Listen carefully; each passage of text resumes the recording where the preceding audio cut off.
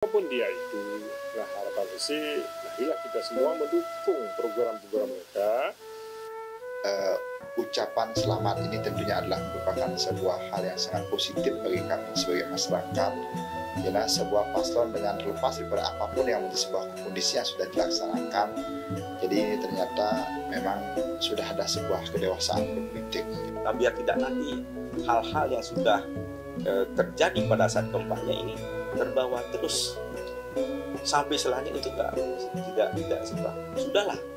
Ketika sudah selesai kita berpesta, ya sudahlah, kita tidak perlu melakukan hal-hal yang aneh-aneh lagi.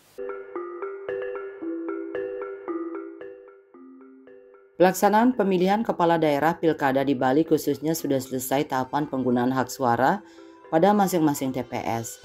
Pilkada serentak tahun ini diikuti oleh 37 provinsi dan 508 kabupaten kota untuk memilih kepala daerah yaitu gubernur dan wakil gubernur, bupati wali kota dan wakil bupati wakil wali kota. Jadi pilkada 2024 ini benar-benar diselenggarakan secara serentak dan diikuti oleh semua daerah termasuk ke-9 kabupaten kota dan provinsi Bali. Tahun ini Bali dan provinsi lainnya telah melakukan pemilihan di masing-masing kota kabupaten dan pemilihan gubernur yang diusung masing-masing peserta partai politik peserta pemilu.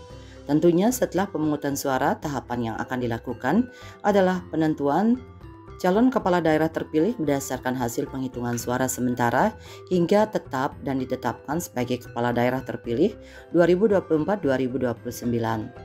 Sebagai daerah tujuan pariwisata dunia, penyelenggaraan Pilkada serentak tahun 2024 mendapat atensi masyarakat global. Seperti apakah pemimpin Bali ke depan yang diharapkan masyarakat Bali? Sekarang kita sudah melewati pilkada serentak yang diadakan di seluruh Indonesia, khususnya kita bicara di Bali. Dan berbagai tahapan-tahapan, baik tahapan kampanye, debat dan sebagainya sudah berakhir dan sudah ada paslon yang menang. Nah, untuk paslon yang menang sudah barang tentu pasti akan akan melaksanakan program-programnya yang ketika dia melakukan kampanye. Nah, disinilah sekarang antara yang kalah dan yang menang, ya kita berharap baik-baik saja, tidak ada nanti ada semacam konflik, meskipun nanti ada gugatan-gugatan yang mungkin ada semacam sengketa politik antara yang kalah dan yang menang, dan bagi yang kalah mungkin melakukan gugatan. Tapi terlepas dari hal itu, apa yang harus kita pikirkan, apa yang harus kita gidekan ke depan untuk Bali, ya sudah barang tentu Bali itu harus aman, Bali itu harus kondusif, karena Bali adalah destinasi wisata yang datang ke Bali biar tidak nanti terhambat. Ya, dengan hal tersebut mari kita berpikir jernih ke depan. Ya, untuk pasangan yang lolos atau paslon yang lolos itu mari kita dukung. Itu adalah milik kita bersama, bukan milik daripada suatu bendera atau partai politik tertentu. Siapapun yang lolos dan siapapun yang sudah lolos ini harus kita dukung, ya, sehingga nanti program-program yang dilaksanakan, yang sudah dipaparkan pada saat kampanye bisa dikerjakan atau dilaksanakan pada saat ini. Ya, nah sekarang banyak hal yang harus kita pikirkan ke depannya, bukan memikirkan pada saat kampanye itu. Lepaskanlah semua itu. Mari kita berpikir ke hal-hal yang jauh lebih penting daripada hal-hal yang tidak terkait dengan satu gerbong atau satu partai politik, karena hal itu akan mengkerdilkan kita semua, dan pembangunan di Bali yang semestinya harus dilaksanakan akan tertunda. Maka dari itu saya berharap ya marilah kita dukung paslon yang sudah lolos. Dalam pemilu itu wajar-wajar saja bahwa tidak mungkin semuanya menang. Pasti salah satu menang, satu kalah. Dalam hal ini istilahnya menang. Karena itu hanya perolehan suara lebih banyak dan lebih dikit, itu saja sebenarnya. Nah, masyarakat mendukung banyak dan masyarakat sedikit mendukung, cuma itu saja perbedaannya sih. Nah, oleh sebab itu harapan Resi sebenarnya janganlah itu dipakai hanya untuk perselisihan sangat tajam.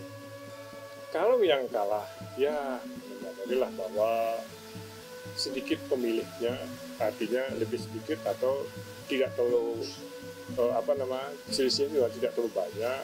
Nah, yang menang juga jangan terlalu euforia atas kemenangan dan jangan jumawa lah.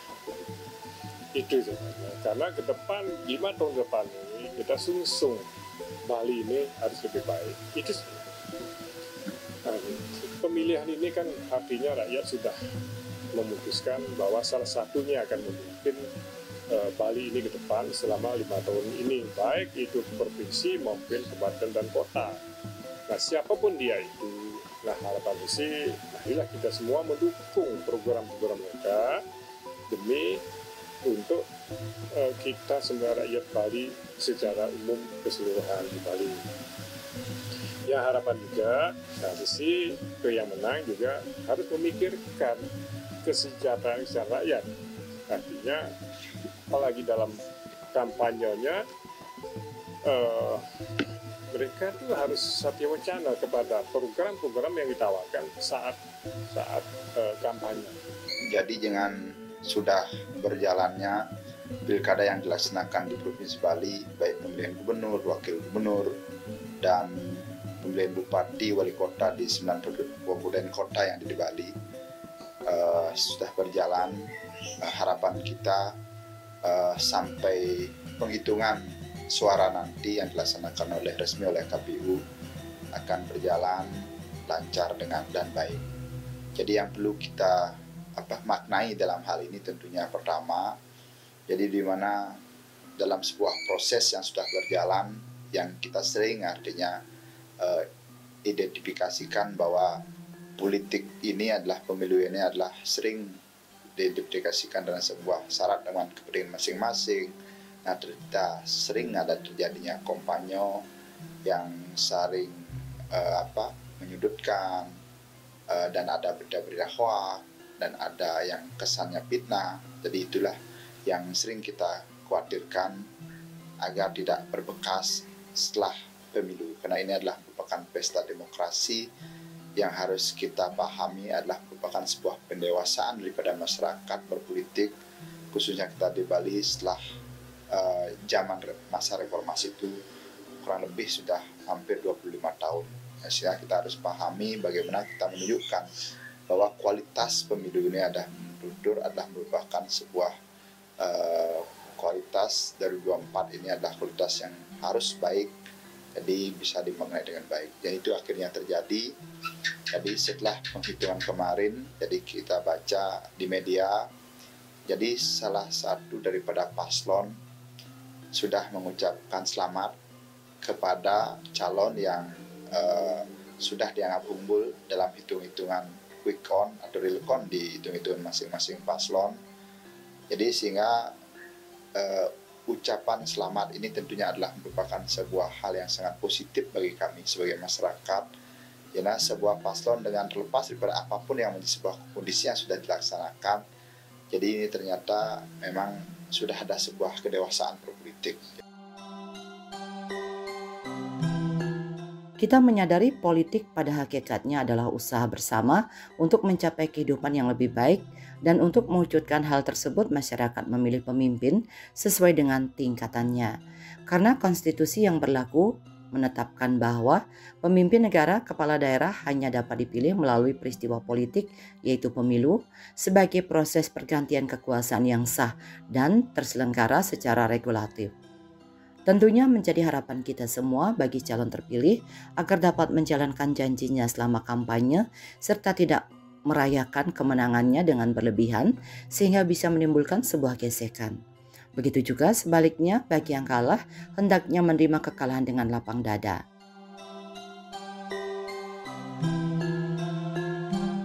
Ya, jelas masing-masing paslon mempunyai simpatisan, masing-masing front mempunyai pendukung-pendukung. Ada yang mendukung fanatik, ada yang mendukung biasa. Ya, bagi pendukung fanatik, ya kita berharap ya sudahlah.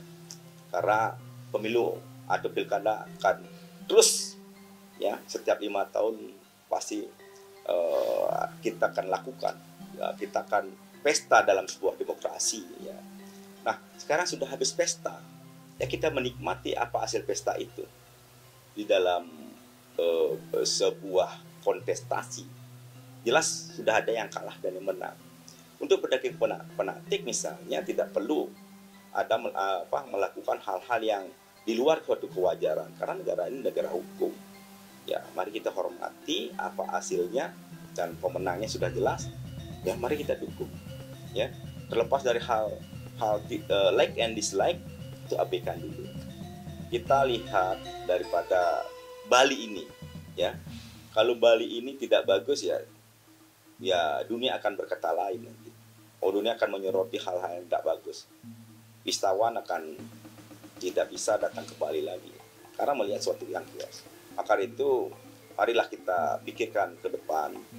Ya, yang lebih penting adalah kita di Bali ada rasa menyamabraya. Nah, menyamabraya inilah kita kita nggak terlepas dari hal itu.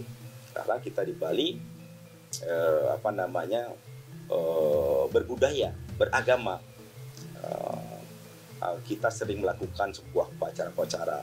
Nah, biar tidak nanti hal-hal yang sudah terjadi pada saat kampanye ini terbawa terus sampai selanjutnya itu tidak suka. Sudahlah, ketika sudah selesai kita berpesta, ya sudahlah, kita nggak perlu melakukan hal-hal yang aneh-aneh lagi. Ya, kita hormati, kita adalah bersaudara. Ya, kita adalah orang Bali, yang mana Pulau Bali ini adalah terdiri dari beberapa penduduk, ada penduduk pendatang, ada Krama Tani, ada Krama Luar. Nah, inilah yang kita bertangan kanan, karena Bali ini heterogen, tidak cukup kita di Bali aja. Mari kita lakukan, karena ada hal-hal yang ke depan lebih penting dari apa yang sudah kita lakukan pada saat ini. Nah, kepemimpinan itu harus punya, dalam sastra Hindu ada namanya Astabrata. Jadi 8 sifat-sifat kepemimpinan menurut agama Hindu. Itu tertera dalam sastra Lota di dalam agama Hindu. Itu namanya Lota Astabrata. Di mana 8 daripada Astabrata itu adalah salah satu adalah Indra, 2 Yama, kepemimpinan yang ambil sifat sebagai Yama, 3 Surya, 4 Chandra, 5 Bayu, 6 Kuera, 7 Baruna, dan 8 Agni. Nah, disitulah pemimpin harusnya meniru sifat-sifat Indra. Apa sih sifat Indra sebenarnya? Indra itu adalah selalu memikirkan rakyat. Itu intinya sebenarnya. Jadi pemimpin kita harus memikirkan rakyatnya, memikirkan anak buahnya, supaya gimana kita mensejahterakan rakyat. Itu pertama. Kedua, kalau memikir Yama, itu meneladani sebagai sifat-sifat keadilan. Artinya tegak kepada hukum. Itu sifat Yama. Jadi jangan hukum dipermainkan. Itu. Jadi betul-betul hukum dilaksanakan dengan betul-betul dengan jujur, dengan adil. Sehingga betul-betul negara kita adalah negara hukum, betul-betul hukum atau berjalan dengan baik. Itu harus ambil sifat-sifat Yama. Nah, ketiga adalah Surya. Surya adalah matahari. Matahari itu kan sabar dan tajam menyinari ke bumi, menyinari rakyatnya, dan sinar matahari sangat kita butuhkan untuk kehidupan di bumi ini. Nah, samping itu adalah matahari tidak pernah pamrih. Demikianlah harapan seorang pemimpin. Janganlah pamrih lah. Jadi apa yang aku dapatkan, bukan itu. Apa yang sudah kita kerjakan, apa yang kita berikan kepada rakyat, itu yang penting. Dan kita apresiasi sekali bagaimana ketegangan sebelum pilkada ini tampaknya sudah cair. Jadi tidak ada hal-hal yang sifatnya hoak, fitnah, itu sudah semua artinya cair. Di harapan kami jadi masyarakat, salah satu semua pendukung tidak ada lagi artinya lagi untuk memberikan sebuah yang berlebihan, memberikan sebuah apresiasi berlebihan. Jadi bahwa kita sekarang adalah konsep kita adalah bersaudara. Jadi prinsip kita tidak mungkin bisa akan membangun sendiri. Jadi di Bali ini kita selalu harus membangun sebuah konsep Menyamabraya, Wasudewa Kutumbakam. Terlepas dari siapa pemimpin Bali ke depan yang terpilih dalam pemilihan dalam pesta demokrasi ini, tentunya diharapkan dapat membawa Bali ke depan menjadi lebih baik. Selain itu, pemimpin Bali ke depan hendaknya bisa lepas dari kepentingan politik dan melanjutkan program kerja yang diwariskan oleh pemimpin sebelumnya yang telah menjadi program berkelanjutan. Hal ini sekaligus menepis tudingan lain pemimpin, lain kebijakan, sehingga tidak ada pembangunan berkelanjutan, namun pembangunan pengulangan semata-mata. Hal ini kadangkala menjadikan program kerja pemerintah tidak berjalan dengan baik, yang mana semestinya saling berkelanjutan dan sinergi. Ya, makanya saya bilang ini adalah siapapun pemenangnya. Ya, kita berbicara masalah Bali dulu. Ya. Kalau yang namanya sebuah program strategi nasional itu kan dari presiden yang sudah mempunyai program itu, dan itulah dia bergandeng tangan antara pusat dengan Bali itu sendiri. Nah, itu juga provinsi dengan bupati atau wali kotanya. Nah, itu harus kita. Maka ada beberapa program-program yang layak atau yang sudah diprogramkan pada saat kampanye. Ketika sudah lolos sekarang itu dilaksanakan, dan itu juga mungkin harus juga pernah ada dikaji, ya, dilakukan pengkajian, cocok nggak dilakukan hal itu, bagaimana dengan APBD, ya. Nah, itu harus menjadi sebuah pemikiran, tidak serta-merta sebuah program yang mungkin dulunya ada mungkin program dari partai politik yang sebagai pengusung calon itu sekarang sudah naik, itu juga belum pengkajian. Kajiannya sudah berang tentu dari pemikiran akademis, sosial, dari pikiran sosial dan lain sebagainya. Itu harus benar-benar matang, sehingga program itu tidak menjadi program yang mubazir nantinya, atau program yang tidak menguntungkan untuk masyarakat Bali. Jadi harapan kita pemerintah pusat wajib dan harus tentu memberikan sebuah perhatian kepada Bali. Urusan masalah perbedaan partai menurut kami tidak ada masalah, karena urusan masalah sistem anggaran pusat itu kan sudah diatur lewat undang-undangnya, baik dari sistem pengelolaan APBN, apa yang mungkin diatur dengan undang-undang nomor 1/2022 tentang hubungan keuangan pemerintah daerah dan pemerintah pusat, dan juga terkait masalah anggaran-anggaran dana daur yang lainnya, itu sudah ada sistem menurut kami. Tapi komunikasi politik ini harus memang juga menjadi sebuah kekuatan yang menambah daripada bagaimana Bali ini mendapat perhatian dari pusat. Kami yakin Bapak Presiden adalah tokoh pemimpin yang nasionalis, yang memang adalah merupakan sebuah bapak bangsa.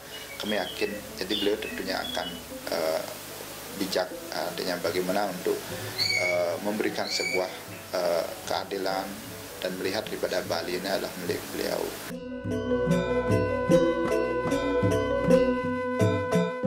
Saat ini Bali dihadapkan berbagai masalah, seperti halnya alih fungsi lahan yang disebabkan oleh pembangunan akomodasi pariwisata yang tidak terkontrol, yang berimbas pada semakin menyempitnya lahan pertanian, yang juga akan mempengaruhi ketahanan pangan masyarakat Bali. Selain itu, masalah kemacetan yang saat ini belum bisa diatasi, hingga persoalan pengelolaan sampah yang menimbulkan berbagai persoalan. Kepastian hukum dan penerapan sanksi juga sangat diperlukan dalam menjaga kelestarian alam Bali. Hal ini juga hendaknya menjadi program utama bagi calon pemimpin Bali terpilih ke depannya.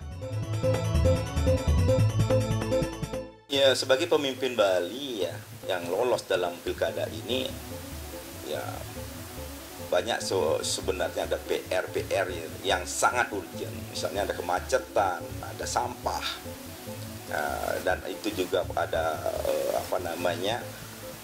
air ya yang selama ini ada beberapa titik atau daerah yang tidak mendapatkan air yang layak untuk diminum atau digunakan. Nah, ini harus menjadi pemikiran yang sangat ini di luar daripada infrastruktur yang lain ya. Karena kemacetan adalah bagian dari sebuah permasalahan. Itu juga harus mendapatkan pemikiran yang urgent sekali. Nah, sampah begitu juga. Nah, bagaimana nanti pengelolaan sampah yang baik, itu sudah harus menjadi pemikiran.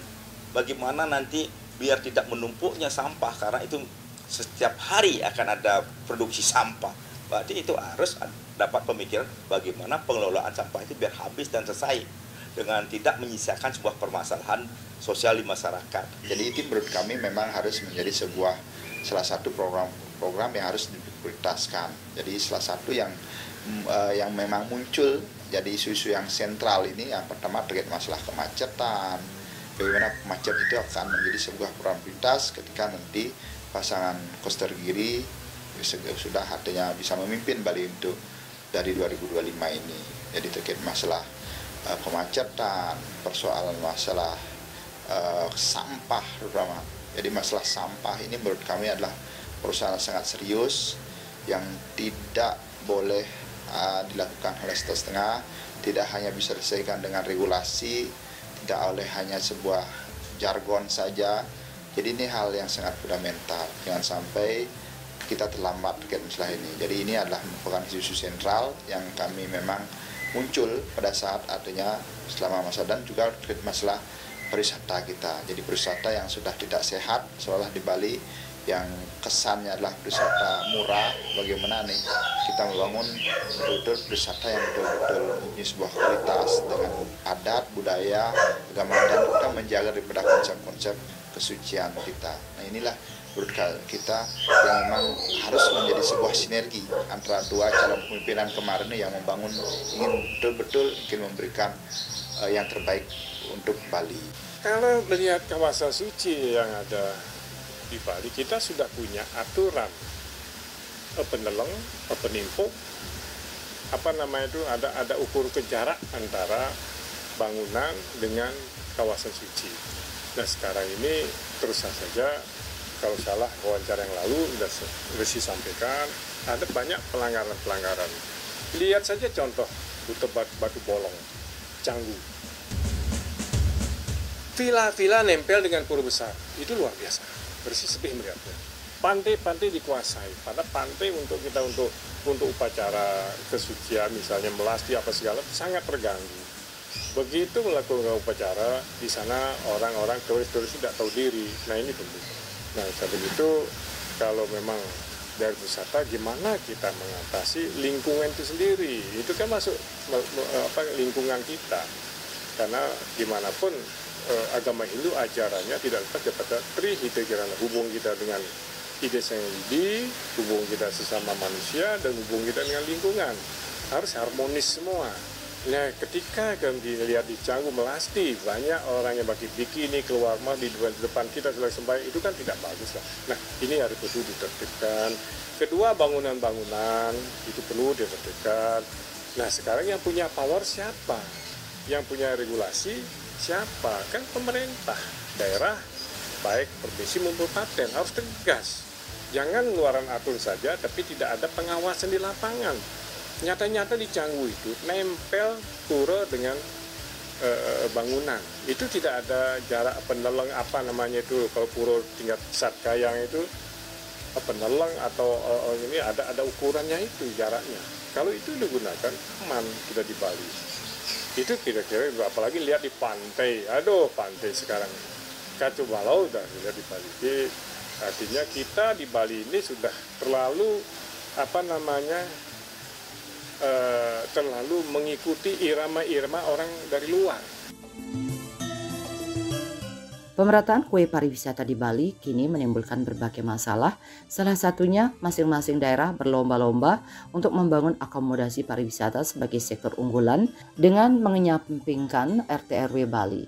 Hal yang tidak kalah penting yakni di sektor pelaku usaha, hendaknya para pengusaha Bali bersatu dalam menghadapi pelaku usaha dari luar, terutamanya dalam penggarapan proyek investasi yang ada di Bali. Karena saat ini para pelaku usaha lokal atau orang Bali masih minim menikmati, bahkan banyak sebagai penonton saja. Bahkan saat ini bukan saja WNI yang membuka usaha di Bali, namun ada wisatawan yang menyalahgunakan kunjungannya untuk membuka usaha secara ilegal di Bali. Iya, kita juga di lain daripada permasalahan yang tadi yang saya sebutkan.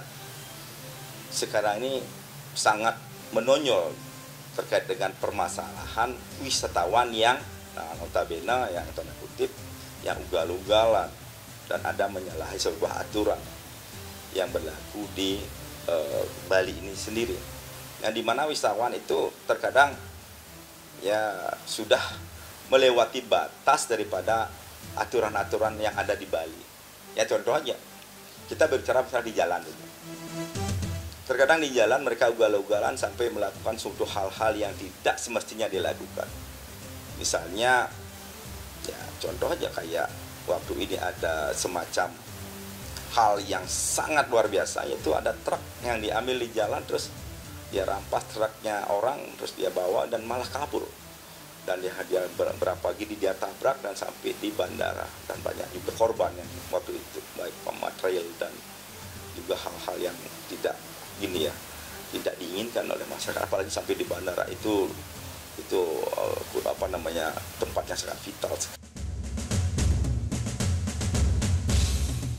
Bali yang dikenal sebagai daerah pariwisata berkelas dunia terdiri dari beragam karakteristik masyarakat, memiliki komunitas masyarakat yang eksistensi dan berpengaruh kuat, yaitu masyarakat adat yang keberadaannya menjadi penopang aktivitas kepariwisataan Bali. Demikian pula sebaliknya, berbagai aktivitas budaya, religi, dan adat istiadat yang mereka lakukan menjadi bagian dari unsur budaya Bali dan menjadi komoditas pariwisata. Karenanya, pemimpin Bali ke depannya memiliki visi dan misi yang jelas bagi pembangunan Bali ke depan. Karena saat ini banyak persoalan yang hingga kini belum bisa diatasi. Seperti halnya masalah kemacetan yang kita temui hampir di seluruh sudut jalan kota di Bali. Ya, kalau saya melihat sekarang kemacetan itu jelas sudah ya disebabkan oleh banyaknya armada ya. Baik armada yang lalu lalang atau lintas provinsi yang ke Bali. Ya, meskipun sekarang sudah banyak dibangun jalan-jalan ya, tapi dalam ini tetap aja terjadi kemacetan. Bagaimana cara melakukan itu? Mungkin dari paslon sudah mempunyai yang lolos, Pak paslon lolos sudah mempunyai terobosan terkait itu. Misalnya dia membangun sebuah jalan tol, membuat sebuah MRT dan lain sebagainya. Itu bagian dari menanggulangi kemacetan yang terjadi di Bali ini sendiri. Karena semakin hari, semakin bulan, semakin tahun ya penduduk yang datang ke Bali, ya, Kramo Tamiyo yang datang ke Bali semakin banyak. Baik Kramo Tamiyo yang berasal dari Indonesia ataupun Kramo Tamiyo yang berasal dari luar Bali itu sendiri, luar Indonesia sendiri. Makanya banyaknya sekarang armada yang membuat kemacetan itu harus diantisipasi, harus ada sebuah inovasi terkait dengan penanggulangan itu. Tidak cukup nanti kita budaya Bali harus ini aja, kita nanti disalahkan oleh budaya yang kaitannya dengan melasti dan sebagainya. Itu coba kita gini nanti ke depannya, sehingga nanti tidak menjadi sebuah fenomena kemacetan yang anggap dibilang sudah biasa. Di tengah era revolusi industri 5.0, sangatlah strategis pola komunikasi yang mereka terapkan mampu menimbulkan kesadaran pentingnya mempertahankan lokal genius, terutama di kalangan kaum milenial. Meskipun perkembangan teknologi informasi sangat pesat, memperhatikan kuatnya ketokohan mereka, maka dipandang perlu untuk memberikan pendidikan politik kepada para kaum milenial. Kemudian mereka sampaikan kepada masyarakat yang dipimpinnya, agar masyarakat antipati terhadap politik dan calon pemimpin Bali itu sendiri, sehingga bisa menumbuhkan kesadaran bahwa aktivitas politik sangat dekat dengan kehidupan mereka. Hal ini sekaligus meminimalisir angka golput yang membayangi setiap helatan pesta demokrasi di Indonesia. Kita pastinya ingin memilih kepala daerah serentak tahun 2024 menghasilkan pemimpin yang berkualitas. Hal itu tidak lain agar pembangunan di daerah berjalan secara baik dan benar, sehingga pada akhirnya kesejahteraan masyarakat dapat lebih meningkat.